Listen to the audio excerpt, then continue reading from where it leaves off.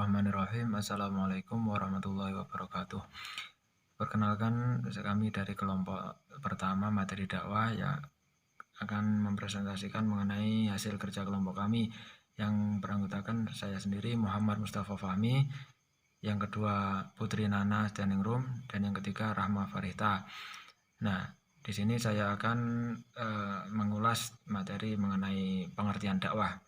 Nah, pengertian dakwah yaitu da'a yada'u dakwatan, atau berarti seruan, mengajak. Ajakan yang dilontarkan kepada sesama umat manusia, utamanya adalah sesama umat muslim, untuk menyiarkan atau menyerukan syariat atau ajaran Islam, di mana pada saat penyeruan ajaran tersebut terdapat suatu metode, suatu unsur-unsur yang harus terpenuhi seorang dai dalam menyampaikan suatu materi dalam dakwah. Nah, dalam mengajak suatu orang ataupun sesama manusia itu tidak boleh menggunakan suatu dengan cara kekerasan ataupun dengan cara yang tidak baik. Dalam arti dalam penyampaian ajakan kita harus halus, sifat kita harus luas, dan bagaimana cara agar tujuan dari apa yang kita rencanakan itu tercapai secara maksimal. Kita contohkan pada saat zaman Nabi ketika ingin mengajak suatu kaum untuk memeluk agama Allah ataupun agama Islam, beliau menggunakan dengan cara yang halus, ajakan yang halus, tidak dengan cara yang kasar. Nah, ini juga bisa dijadikan suatu jalan untuk menuju suatu tempat di mana kebenaran, yaitu menyampaikan kebenaran. Mungkin dari pengertian dakwah adalah kurang lebih seperti itu. Kemudian dilanjut oleh rekan kami selanjutnya. Assalamualaikum warahmatullahi wabarakatuh. Perkenalkan, nama saya Putri Nana Nurdiana. Di sini saya akan membahas poin B, yaitu unsur-unsur dakwah. Baik, langsung saja. Unsur-unsur dakwah adalah yaitu dai sebagai pelaku dakwah, mat'u sebagai objek dakwah, materi dakwah, wasilah atau media dakwah, thariqah metode, dan athar adalah efek dakwah. Baik, langsung saja. Yang pertama yaitu dai sebagai pelaku dakwah. Dai sebagai pelaku dakwah ini kata lain yaitu subjek dakwah. Biasa disebut dengan pelaku atau aktivitas dakwah, yaitu sebagai seorang dai hendaknya mengikuti cara-cara yang telah ditempuh oleh Rasulullah SAW sehingga hasil nantinya yang akan diperoleh bisa mencapai kesuksesan seperti yang diraih oleh Rasulullah SAW. Oleh karena itu, Muhammad Natsir mengatakan bahwa kepribadian dan akhlak seorang dai itu merupakan penentu keberhasilan seorang dai itu sendiri. Yang kedua yaitu mat'u sebagai objek dakwah. Mat'u sebagai objek dakwah ini yaitu manusia yang menjadi sasaran dakwah atau manusia sebagai penerima dakwah, baik individu maupun kelompok, baik manusia yang beragama Islam maupun tidak, atau dengan kata lain yaitu manusia secara keseluruhan. Yang ketiga yaitu wasilah atau media dakwah. Wasilah atau media dakwah ini merupakan alat yang nantinya akan digunakan untuk menyampaikan materi dakwah atau ajaran Islam kepada mat'u.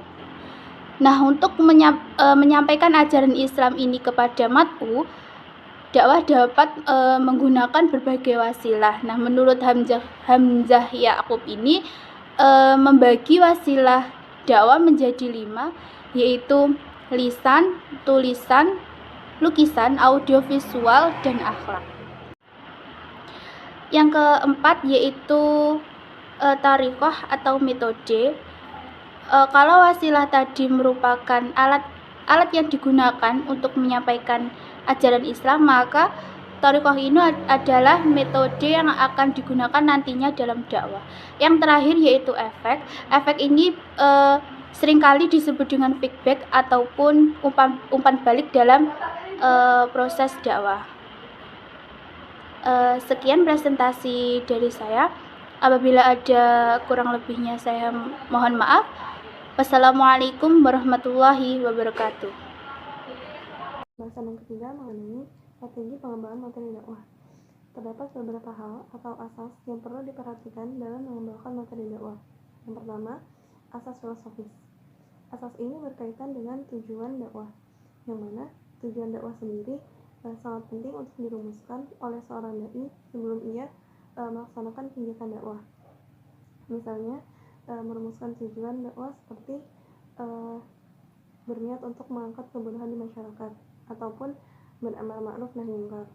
Kemudian asas filosofis ini juga berkaitan dengan asal muasal atau sumber materi dakwah, yang mana sumber atau asal materi dakwah ini sendiri adalah berasal dari Al-Quran dan juga Al-Hadis. Yang kedua, kemampuan dan skill.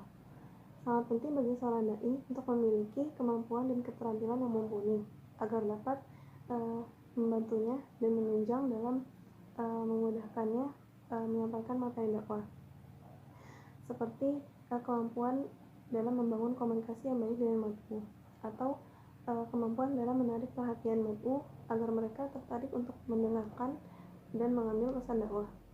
Kemudian yang ketiga, asas psikologis.